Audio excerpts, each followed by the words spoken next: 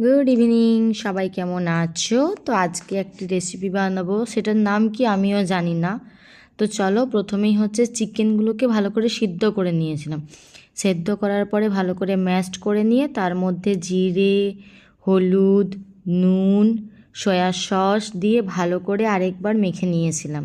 আর তার মধ্যে মিশিয়েছিলাম অল্প গাজর কুচি, পেঁয়াজ কুচি, আর হচ্ছে অল্প করে বাঁধাকপি, আর হচ্ছে কর্নফ্লাওয়ার দিয়েছিলাম।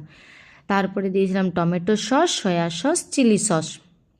সবগুলোকে ভালো করে মেখে নিয়ে এবারে কড়াইয়ে তেল দিলাম। তেল গরম হয়ে গেলে তার মধ্যে এবার ছোট্ট ছোট্ট করে গোল গোল করে পাকিয়ে সেটাকে আমরা তেলে ভেজে নেব। ভেজে নেওয়ার পরে এবারে সেটা হচ্ছে একটু প্রথমে কম আঁচে ভাজতে হবে। একটু লাল লাল হয়ে গেলে তারপরে সেটাকে হচ্ছে তুলে নিতে হবে। তো এই রেসিপিটার কি নাম তোমরা আমাকে জানিও। আমি তো হচ্ছে নিজের মতো করে এক্সপেরিমেন্ট করে রান্না করলাম। নামটা আমি সত্যিই জানি না কীভাবে কি নাম হতে পারে। তো যাই হোক, ভালো লাগলো খেতে। আর সত্যিই খেতে খুব সুন্দর হয়েছিল। শুধু বড়াগুলো গরম গরম ভেজে খাবেন তাতেও সুন্দর লাগছে।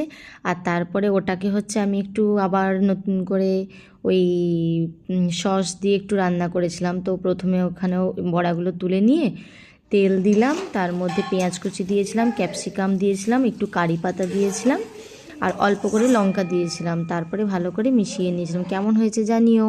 আর হ্যাঁ, কমেন্টে জানিও রেসিপিটার নাম কি হতে পারে। Thank you.